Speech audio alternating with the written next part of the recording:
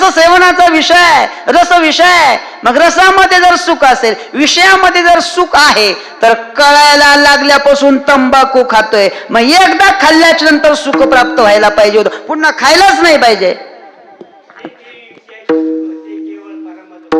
ते केवळ परमदुःख. वा, ते साध्यंतचे जाण, हे दुःख आहे. आजपर्यंत कोणी सुखी झाले, मग आजपर्यंत खातोय, तृप्ती होत नाही. बर, चहा, चहा पितात सगळे, सगळेच पित आहे. कोण सांगताय आम्ही सगळेच चहा पितोय? हा, सगळेच चहा पितोय. मग किती दिवसापासून चहा पितोय? अनेक वर्षापासून चहा पितोय. मग आतापर्यंत किती आम्ही टँकर नरड्यात ओतले असतील?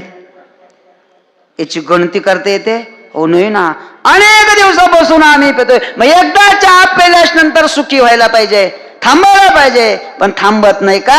याचं कारणच ते आहे, ते साध्यंतची जाण दुःख. विषयामध्ये सुखच नाही आहे. त्या तृप्ती दीप प्रकरणामध्ये पंचदशिकार म्हणजे विद्यारण्य स्वामींनी 2 प्रकार केले नाही का? कोणते? सांकुशा तृप्ती आणि निरंकुशा तृप्ती. हे तृप्तीचे 2 प्रकार आहे. सांकुश तृप्ती कशाला म्हणायचं? विषय सेवनाने आनंद प्राप्त होत नाही, झाला तर तेवढ्या पुरता तेवढा अशा प्रकारचा आनंद होतो, त्याला म्हणायचं सांकुशा तृप्ती. निरंकुशा तृप्ती त्याला म्हणायचं तुकाराम महाराजांचंच प्रमाण आहे. याल तरी या रे लागे अवघे माझ्या मागे मागे, आजी देतो पोट भरी पुरे म्हणाल तो वरी.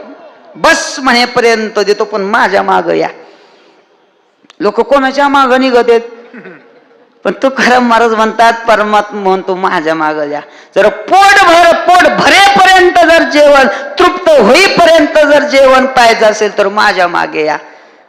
याला म्हणायचं निरंकुशा तृप्ती. जिथं जे सेवन केल्यानंतर निर्विकार आनंद प्राप्त होतो, पुन्हा सेवन करण्याची इच्छाच राहत नाही, त्याला म्हणायचं निरंकुशा तृप्ती. आणि ही परमार्थामध्ये आहे, ही नामचिंतनामध्ये आहे.